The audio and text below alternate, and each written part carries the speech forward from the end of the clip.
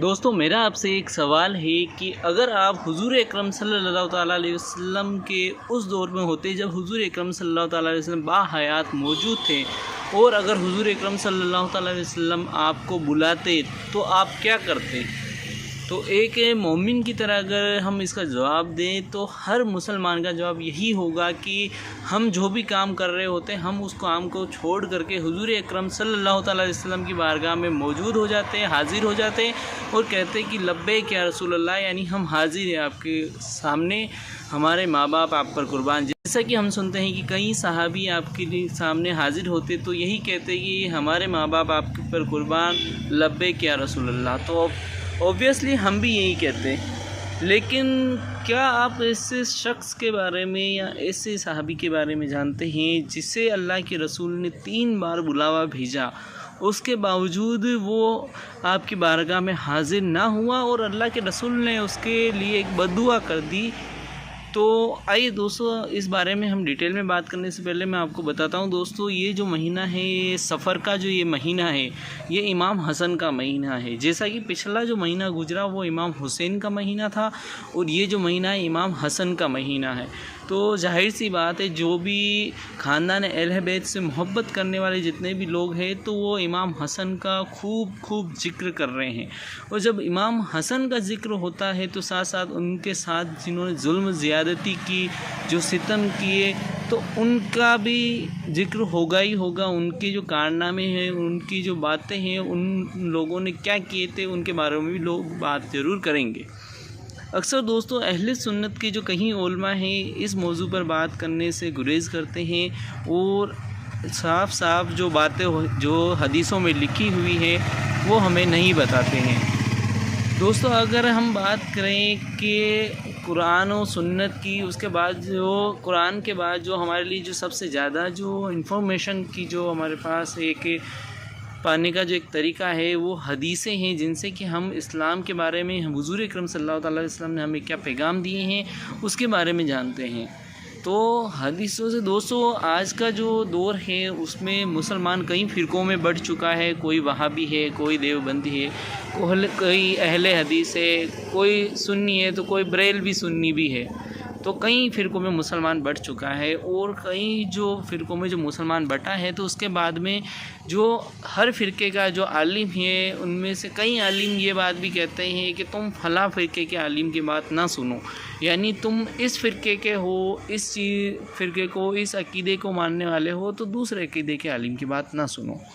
اب دوستو دوسرے عالم کی، دوسرے فرقے کی بات ماننا سننا وہ سب الگ میٹر ہے، لیکن کوئی بھی اگر ہمیں حدیث کا ریفرنس دے کر کے کوئی بات بتاتا ہے کہ حدیثوں میں یہ لکھا ہے، تو اگر ہم اس کی تحقیقات کرتے ہیں اور اگر وہ ویریفائی ہوتا ہے تو چاہے وہ کسی بھی فرقے سے تعلق کیوں نہ رکھتا ہو، اگر وہ ہمیں صحیح انفارمیشن دے رہا ہے تو اب ہمیں وہ انفارمیشن لینی چاہیے اور ہمیں اس چیز کی تحقیق کرنی چاہیے، اور اگر وہ صحیح بات ہوتی ہے تو وہ عوام تک، وہ قوم تک پہنچانی چاہیے تاکہ لوگوں کے بیچ میں جو غلط فہمیاں ہیں وہ دور ہو۔ تو دوستو بات میں جس مدعے پر آپ کے سامنے کرنا چاہتا ہوں وہ مدعا جناب معاویہ سے جڑا ہوا ہے۔ جناب معاویہ وہ ہیں جنہوں نے امام حسن سے ان کی حکومت لے لی تھی۔ میں اس لیے کہہ رہا ہوں کیونکہ امام حسن نے خوشی ان کو اپنی حکومت نہیں سونپی تھی، یعنی اپنی خلافت جو ہم کہتے ہیں وہ خلافت خوشی نہیں چھوڑی تھی، نہیں سونپی تھی، اور ساتھ ہی ساتھ میں جو خلافت کو ان کو دیا تھا اس کی جو کنڈیشنز رکھی گئی تھی ان کنڈیشن کو بھی جناب معاویہ نے پورا نہیں کیا تھا، یعنی ایک طریقے سے جو امام حسن کے ساتھ انہوں نے عہد کیا تھا وہ عہد انہوں نے توڑ دیا تھا۔ لیکن جو جناب معاویہ ہیں ان کے بارے میں ڈیٹیل میں کوئی بھی عالم بات نہیں کرتا ہے۔ فی الحال حال ہی میں جو انجینئر مرزا ہے وہ جناب معاویہ کے بارے میں کئی حدیث ریفرنس کے ریسپیکٹ میں بتا رہے ہیں، اور ساتھ ہی ساتھ میں اہل بیت کا جو مقام ہے وہ بھی وہ بتا رہے ہیں۔ اب کوئی بھی جو شخص ہوگا اہل سنت کا وہ ہو سکتا ہے وہ کہے کہ ہم انجینئر مرزا کو ہم فالو نہیں کرتے، ہم اس کو نہیں مانتے۔ میں ہر ایک کو یہی کہوں گا آپ فالو اسے کریں نہ کریں، میں بھی آپ کو یہ نہیں کہتا ہوں آپ فالو کریں، لیکن کوئی بھی اگر ہمیں کوئی ریفرنس دے رہا ہے، حدیث بتا رہا ہے تو اس کو ہم تحقیق کر کے اگر وہ صحیح بتا رہا ہے تو اس کو ایکسیپٹ ہمیں ضرور کرنا چاہیے۔ تو وہ امیر معاویہ کے بارے میں بتاتے ہیں کہ ان کو انہوں نے ایک حدیث کے مطابق منش کہہ دیا تھا، تو اس کے بارے میں ایک جو عالم تھے انہوں نے مطلب اس کا ورودھ کیا، اور انہوں نے کہا کہ ان کو منشی نہیں، وہ کاتب وحی تھے۔ تو انہوں نے کہا کہ کاتب وحی اور منشی جو ہوتا ہے اس میں کوئی زیادہ ڈفرینس ہوتا نہیں ہے، لیکن انہوں نے ساتھ ہی ساتھ میں جو جناب معاویہ کے لیے جو حضور اکرم صلی اللہ تعالیٰ علیہ وسلم نے بد دعا کی تھی اس کے بارے میں بھی بتایا، اور ساتھ ہی ساتھ ایک اور کاتب وحی کا جو کاتب وحی تھا اس کا بھی ذکر کیا، جو کہ بعد میں مرتد ہو گیا تھا اور اس کو زمین نے بھی قبول نہیں کیا تھا۔ تو آئیے دوستو پورے اس معاملے کو سنتے ہیں انجینئر مرزا صاحب سے، اور جانتے ہیں کہ انہوں نے جناب معاویہ کے بارے میں کیا ریسرچ کر کے ہمیں بتایا ہے۔ اور دوستو میں آپ سے یہی کہوں گا کہ آپ کا عقیدہ، آپ کا مسلک جو بھی ہو، لیکن اگر کوئی بات ہمیں حقیقت بتائی جاتی، صحیح بتائی جاتی، تو اس کے آپ تحقیقات کیجیے، اگر وہ صحیح پائی جاتی تو اس کو ایکسیپٹ کیجیے اور لوگوں تک پہنچائیے۔ تو آئیے دوستو سنتے ہیں اس بیان کو۔ اس سے کیا گھٹیا طریقہ ہو سکتا ہے؟ کاتب قرآن کو نعوذ باللہ منشی کہنا، اس سے کیا گھٹیا طریقہ ہو سکتا ہے؟ تو نبی علیہ السلام کے کاتب قرآن کے بارے میں منشی کے الفاظ کہہ دینا ہم یہ برداشت نہیں کرتے۔ تو نبی علیہ السلام کے کاتب قرآن کے بارے میں منشی کے الفاظ کہہ دینا ہم یہ برداشت نہیں کرتے۔ تو نبی علیہ السلام کے کاتب قرآن کے بارے میں منشی کے الفاظ کہہ دینا ہم یہ برداشت نہیں کرتے۔ میں نہیں پریشان ہوتا، میں نہیں پریشان ہوتا، میں نہیں پریشان ہوتا۔ الحمدللہ کوئی بےایمانی نہیں کی ہے اللہ کے فضل سے۔ بےایمانی تو وہ کرے گا جس نے کوئی فرقہ لانچ کرنا ہو۔ ہم نے جتنی باتیں، اس سے بڑی بات ہم نے حدیث کے نمبر لکھ دیے، اور ہم نے کہا آپ کاؤنٹر ویریفائی خود کریں۔ کسی کو الفاظ کے چناؤ میں ایشو ہے کہ یہ لفظ نہیں، یہ ہونا چاہیے تھا، تو ٹھیک ہے آپ اوریجنل ٹیکسٹ کو فالو کریں، یہ آپ کا رائٹ ہے۔ آپ کہتے ہیں اس کی بجائے یہ لفظ ہوتا، ٹھیک ہے آپ کا رائٹ ہے۔ دیکھیں اہل حدیثوں نے خود ترجمہ کیا ہے، مسلم شریف کا علامہ وحید الزمان نے، کہ حضرت ابو سفیان رضی اللہ تعالیٰ عنہ نے نبی الاسلام کو فتح مکہ پہ کہا کہ میرے بیٹے معاویہ کو اپنا منشی رکھ لیں۔ انہوں نے میرے خلاف کلپ بنایا کہ حضرت معاویہ کو منشی کہہ دیا۔ اندازہ کرو، وہ تواڈے ابے نے لکھی ہے، ترجمہ موجود ہے۔ وہ نہیں اس کی بجائے آپ کو کہنا چاہیے تھا کاتب۔ یار منشی لفظ کوئی نٹوریس ورڈ نہیں ہے، آج بھی منشی کی ایک بڑی ویلیو ہوتی ہے۔ سیٹ کے بعد منشی ہوتا ہے سب کچھ، وہ سارا ریٹن ریکارڈ رکھا ہوتا ہے۔ اس کو آپ نے نیگیٹو ورڈ کیسے شمار کر لیے جبکہ ترجمہ آپ نے خود کیا ہوا تھا؟ ہم نے دکھا بھی دیا، اپنے بزرگ کو رحمت اللہ علیہ کہہ رہے ہیں اور ہمیں گالی بنا کے، یہ گالی ہے بھی نہیں تھی، اور اگر دینی تھی تو اپنے بابے کو دو۔ بخاری مسلم میں ایک کاتب وحی ہے جو نبی علیہ السلام سے، جس نے خود سورہ آل عمران پڑھی تھی اور آپ کی وحی لکھتا تھا، مرتد ہو گیا۔ آپ نے فرمایا کہ زمین اسے قبول نہیں کرے گی۔ لاش دفناتے تھے تو زمین باہر پھینک دیتی تھی۔ لوگ کہتے تھے کہ محمد کے اصحاب نے ایسا کیا ہے، اوپنلی دفنایا گیا، پھر لاش باہر آ گئی، پھر ان کو پتہ چل گیا یہ غیبی معجزہ ہے۔ ظاہر ہے جس نے نبی علیہ السلام کی نبوت کو چیلنج کیا تو اللہ تعالیٰ اس طرح تو نہیں بھی اس کو چھوڑے گا۔ لہٰذا یہ باتیں کرنا، تو یہ باتیں کچھ اور ہیں۔ جہاں پہ نبی علیہ السلام نے پروفیسیز فرمائی ہیں نا، وہ یہ والی باتیں نہیں ہیں جن کو آپ بچانے کے لیے کر رہے ہیں، جبکہ اسپیسیفکلی محدثین کے باقاعدہ پھر ان کے اوپر کامنٹس ہیں۔ مثلا یہ کہتے ہیں جی وہ صحیح مسلم میں جو آپ حدیث بیان کرتے ہیں کہ حضرت معاویہ رضی اللہ تعالیٰ عنہ کو بلوانے کے لیے ابن عباس کو بھیجا، اللہ کے محبوب علیہ السلام نے کہا معاویہ کو بلاؤ، تو میں نے اس سے کچھ لکھوانا ہے۔ کاتب تو تھے، وہ بھی صحیح مسلم میں موجود ہے کہ ابو سفیان نے سفارش کی تھی کہ مسلمان اسلام لانے کے باوجود ہمارے ساتھ اچھا سلوک نہیں کرتے، آپ میرے بیٹے معاویہ کو اپنا کاتب رکھ لیں، تو اس کی وجہ سے لوگ ہمیں بھی رسپیکٹ دینا شروع کر دیں گے۔ تو اس طرح انہوں نے رکھ لیا۔ کاتب کے الفاظ ہیں، کاتب وحی کے نہیں، کاتب وحی کہیں اور ہے، وہ میں بعد میں بتاتا ہوں۔ تو کاتب جب رکھوا لیا تو مسلم شریف میں ابن عباس کو بھیجا، وہ کھانا کھا رہے تھے، انہوں نے کہا یا رسول اللہ وہ تو کھانا کھا رہے ہیں، آپ نے کہا کہ اسے بلا کے لاؤ۔ دوسری بار گئے تو انہوں نے کہا میں تو کھانا کھا رہا ہوں۔ 3 بار ایسے ہی ہوا، چوتھی بار آپ کی مبارک زبان سے الفاظ نکلے خدا اس کا پیٹ نہ بھرے، یہ الفاظ ہیں۔ وہ کہتے ہیں نہیں جی مسلم شریف میں اوپر ایک حدیث ہے کہ نبی علیہ السلام نے کہا اے اللہ میں بھی ایک انسان ہوں، بعض اوقات میری زبان سے کسی کے لیے کوئی ایسے الفاظ نکل جاتے ہیں، اگر میں بدعا کسی کو دے دوں تو اسے دعا بنا دینا۔ تو یہ حضرت معاویہ کو دعا دی تھی، بیسیکلی ہے بدعا تھی لیکن دعا بن کے لگی۔ ہم کہتے ہیں وہ حدیث آپ ذرا غور سے پڑھیں، اس حدیث میں الفاظ ہیں کہ اے اللہ میں اگر کسی کے بارے میں ایسی بات کر دوں اور وہ اس کا اہل نہ ہو، ورنہ تو حضور کی ساری دی ہوئی بدوائیں دعائیں بن جائیں گی، پھر تو حضور کو بدوا دینی ہی نہیں چاہیے۔ پھکی والا جواب ہے۔ اگر وہ اہل نہ ہو تو اسے دعا بنا دینا، اور اگر اہل ہوگا تو بدعا لگے گی۔ تو ہم محدثین سے ہی پوچھ لیتے ہیں کہ یہ کیا تھا۔ اگر یہ کہتے ہیں نا کہ دعا بن گئی تھی تو ہم پھر بتاتے ہیں دعا کیسے بنتی ہے۔ اگر یہ دعا ہے نا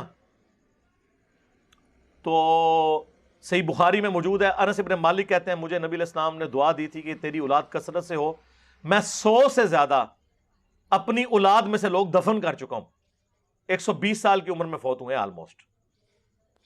تو یہ دعا نظر آ گئی نا کثرت اولاد کی، تو اتنی کثرت سے ہوئی کہ 100 زیادہ دفنائے ہیں، تو اور بچے کتنے ہوں گے؟ جبکہ چھوٹی عمر میں شادیاں ہو جاتی تھی اس وقت، اور ایک سے زیادہ لوگ شادیاں عرب کے کلچر میں کرتے تھے، تو دعا نظر آئی نا۔ اب یہاں پہ اس دعا کی اگر یہ دعا بنی ہے نا، پھر یہ ہوگا کہ حضرت معاویہ رضی اللہ تعالیٰ عنہ ایک لقمے لگاتے تھے تو ان کا پیٹ بھر جاتا تھا، یہی ہونی چاہیے نا۔ یہ خدا اس کا پیٹ نہ بھرے، اس کا الٹ کیا ہوگا کہ تھوڑا سا بھی کھا لے تو اس کا پیٹ بھر جائے، یہی ہونا چاہیے نا۔ یہ دعا تو پھر اس سے بنے گی، ریورس بنتی ہے نا۔ کسی کا کھانے کے باوجود پیٹ نہ بھرنا، یہ تو بدعا ہی ہوگی نا، وہ ریورس ہوتا ہے اس کا۔ دعا بن گئی تو پھر تو یہ ہوگا کہ وہ تھوڑا سا کھاتے تھے ان کا پیٹ بھر جاتا تھا۔ تو جناب آپ کتاب الاوائل کھول لیں، امام ابن ابی عاصم کی کتاب، یہ پہلے 300 سال میں مسلمانوں کے بڑے محدثین میں سے ہیں، اہل سنت کے ائمہ میں سے، انہوں نے باقاعدہ وہ ساری روایتیں جمع کی ہیں کہ کتاب الاوائل کہ جو جو کام پہلی دفعہ ہوئے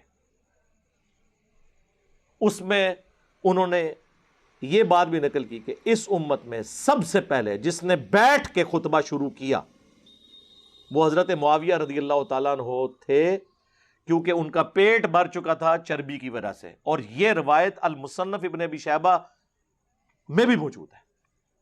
تو پریکٹیکلی ان کا پیٹ بڑا ہو گیا تھا، وہ کھڑے ہو کے خطبہ نہیں دے سکتے تھے، کھڑے ہو کے خطبہ دینا سنت ہے جمعے، ان کو بیٹھ کے ممبر پہ خطبہ دینا پڑتا تھا۔ تو آپ کیا سمجھتے ہیں یہ دعا اسی طریقے سے لگی ہوئی ہے؟ اور پھر یہی حدیث دلائل النبوہ میں ہے، امام بیہقی کی کتاب میں۔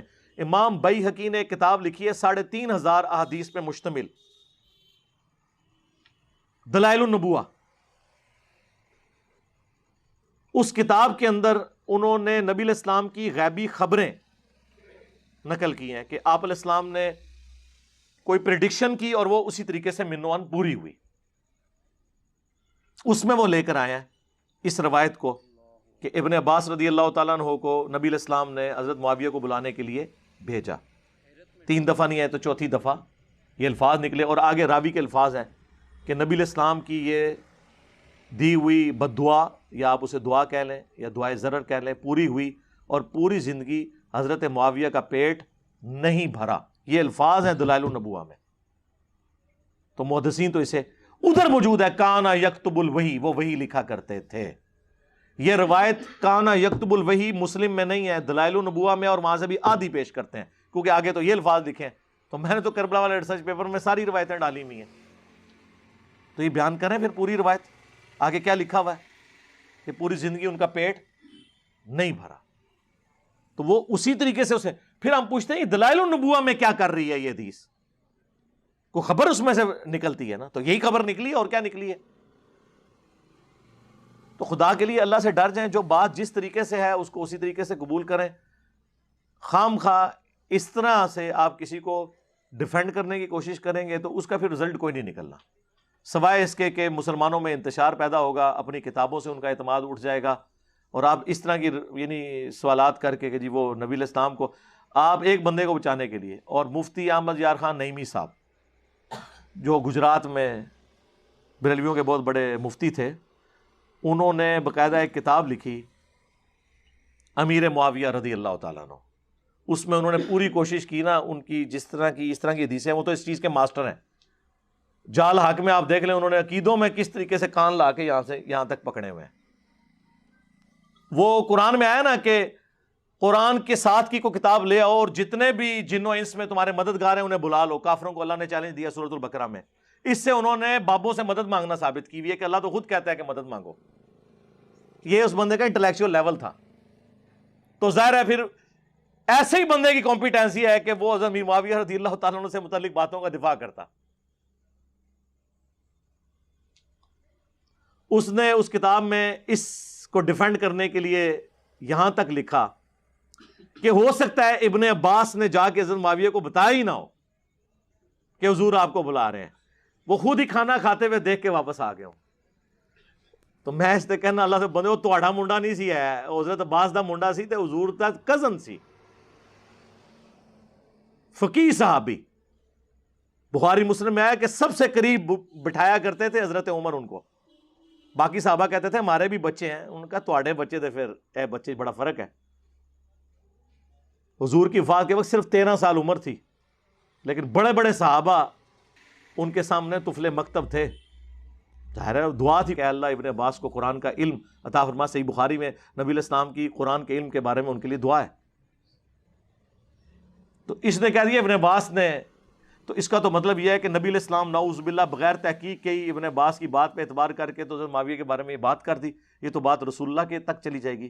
تو انہوں نے ایک بندے کو بچانے کے پیچھے یہ کرنا شروع کر دیا.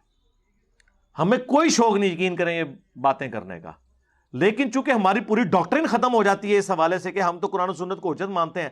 اب یہ تو نہیں قرآن و سنت میں ہم نے وہی حجت ماننا ہے جو کسی ایک فرقے کو سپورٹ کر رہا ہے. سب کچھ ٹوٹیلٹی میں دین کو لے کے چلنا.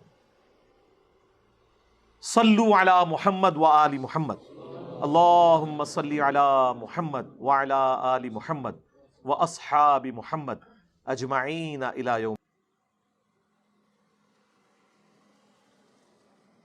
دوستو یہ تھی وہ حقیقت جو میرے سامنے آئی، میں نے جانی، اور میں نے چاہا کہ میں آپ لوگوں کے ساتھ بھی اس کو شیئر کروں اور آپ لوگوں کو بھی پتہ چلے کہ ایک لوپ ہول ہے وہ کہاں ہے. اب یہ سوچنے والی بات ہے کہ کیوں اہل سنت کے جو علماء ہیں وہ ان باتوں پر بات نہیں کرتے، ان موضوع پر بات نہیں کرتے، ہم لوگوں تک یہ باتیں نہیں پہنچاتے. خیر یہ ہر چیز اپنی جگہ ہے، ان کا جواب انہیں دینا ہے، لیکن ہمیں کوشش کرنی چاہیے کہ جو خاندان اہل بیت ہیں ان کے وفادار رہیں اور ساتھ ہی ساتھ میں ان کا خوب ذکر کریں. کیونکہ ہم امام حسین کا ذکر کرتے ہیں لیکن ان کے بھی امام جو امام حسن ہیں ان کا ذکر نہیں کرتے، جبکہ ان کی بھی شہادت کوئی معمولی شہادت نہیں تھی. ایک امت کے لیے کہ اس امت کے اندر ٹکراؤ پیدا نہ ہو، اس کے لوگ لڑے نہ، اس کے لیے اپنی خلافت اپنی حکومت چھوڑ دینا کوئی معمولی بات نہیں ہوتی. اس کا ایگزامپل دوستو اگر میں آپ کو دوں تو اگر کوئی آج ایک کسی بھی چھوٹی موٹی بھی اگر پولیٹیکل پارٹی میں ہے یا کسی بھی پارٹی میں چھوٹے موٹے پد پہ بھی ہے، اگر اس سے بھی اس کا پد اگر چھینا جائے، اگر اس کی بھی پوسٹ اس کی چھینی جائے تو اس کا ویرودھ کرتا ہے، وہ ایزیلی نہیں چھوڑتا ہے، مطلب اس کو بہت تکلیف ہوتی ہے، وہ نہیں چھوڑتا ہے. لیکن ایک خلافت چھوڑ دینا، ایک حکومت کا تخت چھوڑ دینا، وہ بھی اس لیے کسی کا ناحق خون نہ بہے، یہ بہت بڑی بات ہوتی ہے دوستو، جو ہمارے لیے سوچنے کی بات ہے. تو آپ سب سے گزارش ہے کہ اہل بیت کے سچے پکے وفادار بنیں اور ان کا خوب ذکر کریں، امام حسن کا، امام حسین کا، خاندان اہل بیت کا، پنجتن کا خوب ذکر کریں. ٹھیک ہے، تو اسی کے ساتھ میں ویڈیو کو اینڈ کرتے ہیں. السلام علیکم.